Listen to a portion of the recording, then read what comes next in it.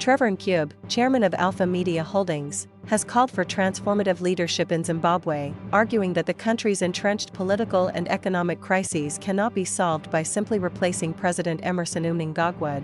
In an opinion article, Ncube stressed that while a change in leadership might offer temporary relief, Zimbabwe's issues run deeper, demanding a systemic overhaul.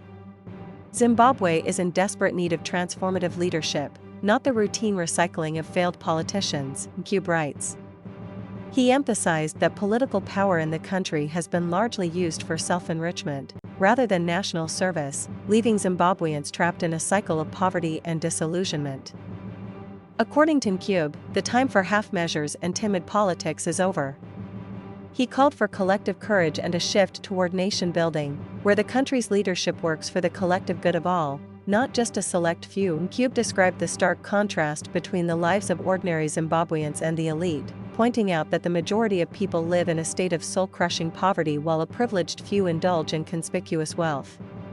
He questioned the real motives of political factions, including the Blessing Ngezi faction of war veterans within ZANU-PF, who, according to Ncube, are more concerned with securing power for their own interests than addressing the critical issues facing the country.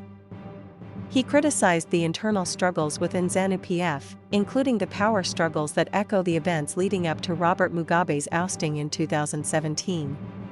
Ncube sees these factional fights as a distraction from the real crises at hand: an imploding economy, a collapsing healthcare system, crumbling infrastructure, and rising unemployment.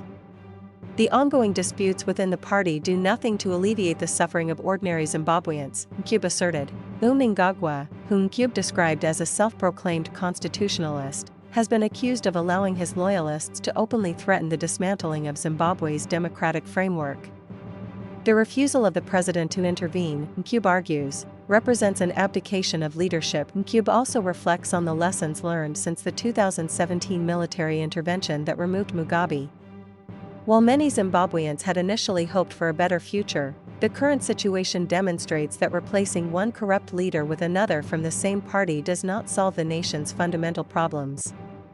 The only way forward, according to Ncube, is through a national, inclusive process that involves all stakeholders, including business leaders, civil society, the church, labor, women, and youth. These groups must work together to rebuild the country. In closing, Ncube calls for action, warning that Zimbabwe's future hangs in the balance.